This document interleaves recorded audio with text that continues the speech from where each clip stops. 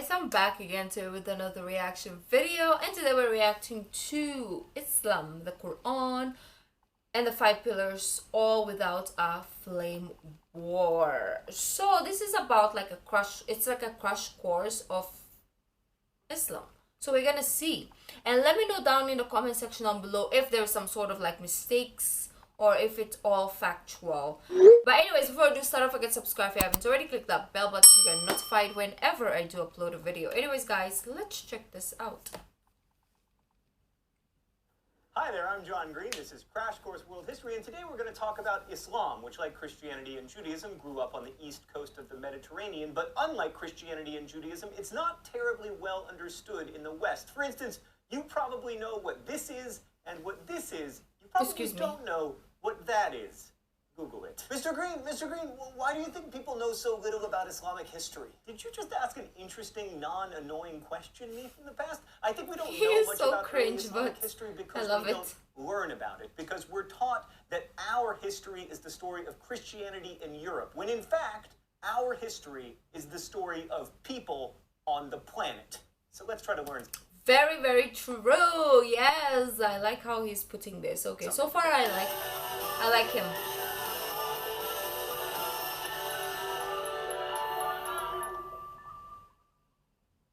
So in less than 200 years, Islam went from not existing to being the religious and political organizing principle of one of the largest empires in the world. And that story begins in the 7th century CE when the angel Gabriel appeared to Muhammad, a 40-ish guy who made his living as a caravan trader, and told him to begin reciting the word of God. Initially, this freaked Muhammad out, as, you know, I think we reacted to. His wife and a couple other people encouraged him, and slowly he came to accept the mantle of prophet. A few things to know about the world Islam entered. First, Muhammad's society was intensely tribal. He was a member of the Quraysh tribe living in Mecca, and tribal ties encounter were with extremely Angel important. Gabriel. Also, at the time, the Arabian Peninsula was like this crazy religious melting pot. Like most tribal Arabs worshipped gods very similar to the Mesopotamian gods you'll remember from episode 3, and by the time of Muhammad, cult statues of many of those gods had been collected in his hometown of Mecca in this temple-like structure called the Kaaba. But Arabia was also home to monotheisms like Christianity and Judaism and even a bit of Zoroastrianism, so the message that there was only one God wouldn't have been like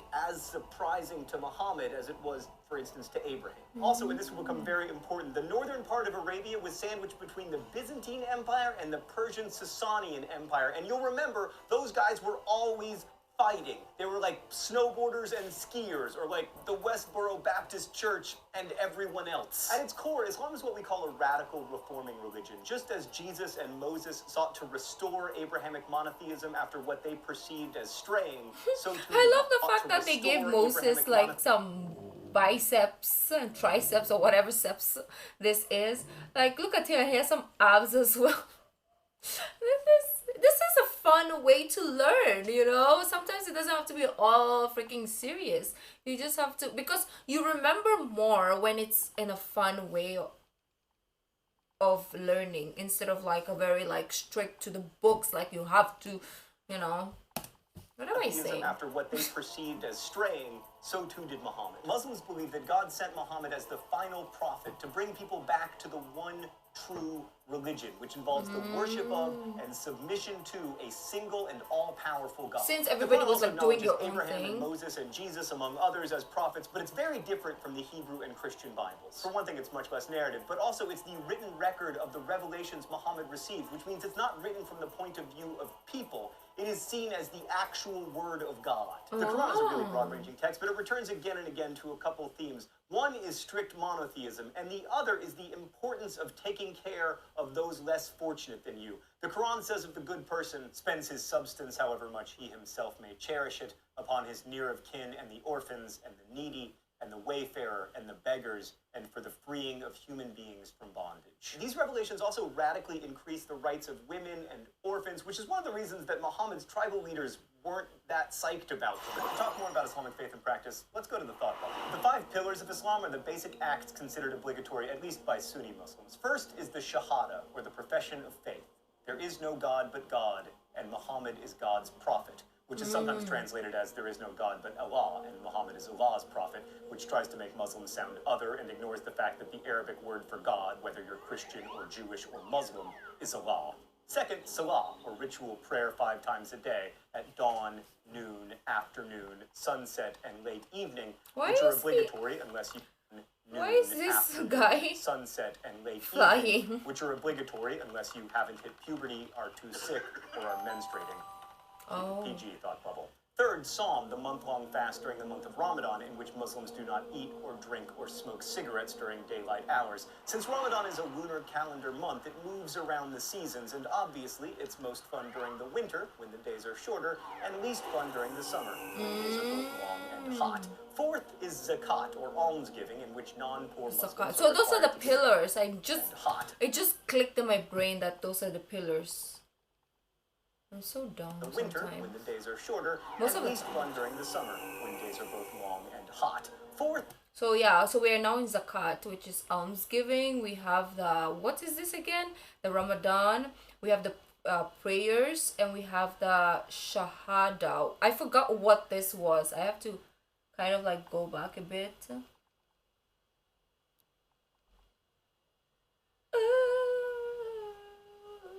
Oh, that Muhammad is the messenger of God. Okay, so there we go. is zakat, or almsgiving, in which non-poor Muslims are I think. required to give a Correct me percentage if I'm of their mistaken. income to the poor.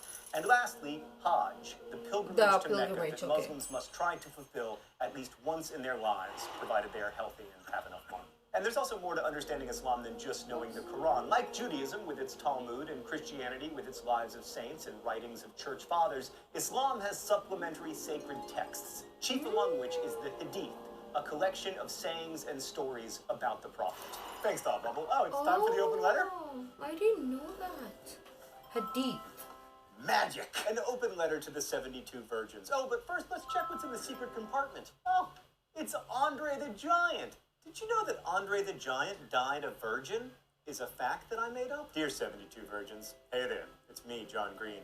Did you know that not all hadiths were created equal? Some sayings of the Prophet are really well sourced, like for instance, a good friend or a relative heard the Prophet say something and then it ended up as a hadith. But some hadiths are terribly sourced, like not to be irreverent, but some of it is like middle school gossip, like Rachel told Rebecca that her sister's brother's Middle friend school kissed gossip. Justin Bieber on the face. And the vast majority of Muslims don't treat terribly sourced hadiths as scripture. And the idea that Okay. the word of heaven gets Makes 72 sense. virgins is not in the Quran. It's in a terribly It's sourced in a hadith. So it is hadith. my great regret to inform you, 72 virgins, that in the eyes of almost Gotcha. all Muslims, I feel like the rebuttal of most people who are not Muslim will go to that hadith thinking it's in the Quran, but it's not. Okay, good to know, right? do not exist. I never knew that. Best wishes, John Green. One more thing about Islam. Like Christianity and Judaism, it has a body of law. You might have heard of it. It's called Sharia. Although we tend to think of Sharia as a single set of laws that all Muslims I don't think I've follow, heard of that's this. ridiculous. There are numerous competing ideas about Sharia, just as there are within any legal tradition. So people who embraced this worldview were called Muslims because they submitted to the will of God, and they became part of the Ummah, or community of believers. This would be a good moment for an Uma Thurman joke, but sadly, she is no longer famous. I'm sorry if you're watching this, Uma Thurman. Being part of the Ummah trumped all other ties, including tribal ties, which got Muhammad into some trouble and brings us, at last, back to history. So as Muhammad's following in Mecca grew, the Ummah aroused the suspicion of the most powerful tribe in Mecca, the Quraysh. And it didn't matter that Muhammad himself was born into the Quraysh tribe, because he wouldn't shut up about how there was only one God, which was really bad news to the Quraysh tribe, because they managed the pilgrimage trade in Mecca, and if all those gods were false, it would be a disaster economically. Although, come to think of it, in the end, the Meccan pilgrimage business turned out just fine. So the Quraysh forced Muhammad More and his than just followers fine. out of Mecca in 622 CE, and they headed to Yathrib, also known as Medina. This journey, also known as the Hijra, is so important that it marks year 0 in the Islamic calendar. In Medina, Muhammad severed the religion's So ties fast, to sometimes I Judaism, can't even turning read. the focus of prayer away from Jerusalem to Mecca. Also in Medina, the Islamic community started to look a lot more like a small empire than like a church. Like, Jesus never had a country to run, but Muhammad did almost from the beginning, and in addition to being an important prophet, he was a good general. And in 630, the Islamic community took back Mecca. They destroyed all those idols in the Kaaba, and soon Okay. Islam was as powerful I a never political knew force that in the region happened. as it was a religious one. And it's because the political and religious coexisted from the beginning that there's no separate tradition of civic and religious law like there is in Christianity Christianity and Judaism. So then when Muhammad died in 632 CE, there wasn't a religious vacuum left behind. Muhammad was the final prophet. The revelation of the Quran would continue to guide the Ummah throughout their lives. But the community did need a political leader, a caliph. And the first caliph was Abu Bakr, Muhammad's father-in-law, who was not without his opponents. Many people wanted Ali, Muhammad's son-in-law, to lead the community. And although he did become the fourth caliph, that initial disagreement, to radically oversimplify because we only have 10 minutes, began the divide between the two major sects of Islam, Sunni and Shia. And even today, Sunni Muslims believe Abu Bakr was rightly elected the first caliph, and Shia Muslims believe it should have been Ali. To Sunnis, the first four caliphs, Abu Bakr, Umar, Uthman, and Ali, are known as the rightly guided caliphs. And many of the conservative movements in the Islamic world today are all about trying to restore the Islamic world to those glory days, which, like most glory days, were not unambiguously glorious. Abu Bakr stabilized the community after Muhammad's death and began the process of recording the Quran in writing, and started the military campaigns against the Byzantine and Sasanian empires that within 116 years would allow the Islamic Empire to go from this to this. His successor Umar was both an uncommonly good general and a brilliant administrator, but like so many other great men, he proved terrible at avoiding assassination, which led to the Caliphate of Uthman, who standardized the Quran and continued both his predecessor's tradition of conquest and his predecessor's tradition of getting assassinated. Then Ali finally got his turn as caliph, but his ascension was very controversial, and it ultimately led to a civil war, which eventually led to the emergence of Uthman's tribe, the Umayyads, as the dynasty that would rule over an ever-expanding Islamic empire for more than 100 years. It's common to hear that in these early years, Islam, quote, spread by the sword, and that's partly true, unless you are, wait for it, the Mongols. Oh, God.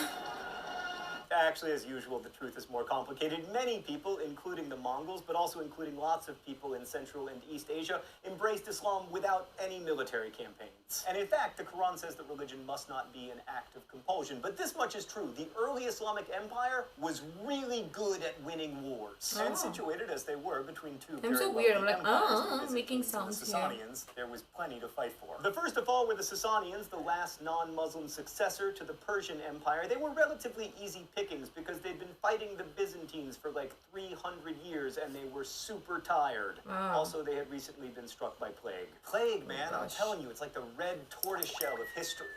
That is our like COVID But in those now. early days, they did pry away some valuable territory like Egypt and the Holy Land, and then eventually they got into Spain, where various Muslim dynasties would entrench themselves until being expelled in 1492. But as good as they were at making war, it's still tempting to chalk up the Arab success to, you know, the will of God. And certainly a lot of the people they conquered felt that way. Wars in this part of the world didn't just pit people against each other, they also pitted their gods against each other. So while the Islamic Empire didn't require its subjects to convert to Islam, their stunning successes certainly convinced a lot of people that this monotheism thing was legit. Once again, John... Yeah, that's what I love about Islam also. It's like nobody comes to your door knocking at crazy hours trying to convert you to their religion, because there's a lot of other religions that would literally go door to door every day trying to convert people. I don't know why. Isn't it it shouldn't it be by choice and by faith that you choose to go into a religion instead of like a marketing strategy? I don't know, maybe I'm wrong.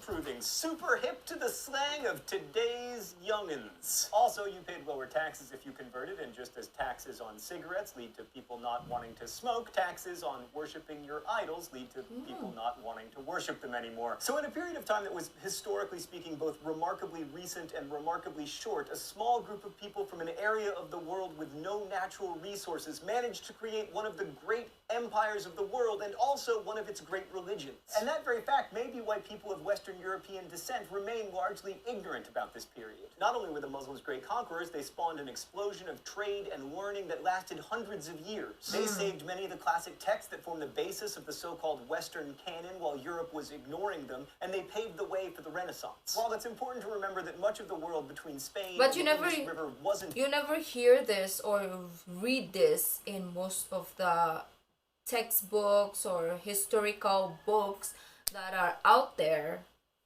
right? They don't include that part.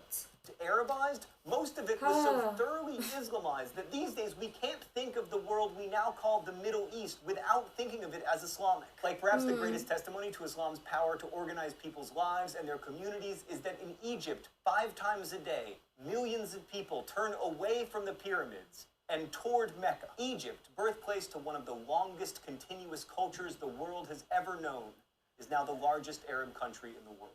Next week, we'll talk about the Dark Ages. Spoiler alert, they were darkest in the evening. Thanks for watching. We'll see you next time. Crash Course is produced... Okay, so now you tell me the facts and non-facts about whatever it is that... whatever it is that he said. Yeah, let me know if you guys approve or you're like, he missed out on this or he was wrong about this and that and that and that. But anyways, very informative and always nice to kind of react to this type of videos because you keep learning all the time. But anyways, let me know if you like this video, if you like, what am I saying? Give this video a thumbs up, subscribe if you haven't already, leave in the comment section down below what other videos like to react to. The original link of this video will be in the description box down below. So it's my social media links. So guys, I'll see you in the next video. Bye.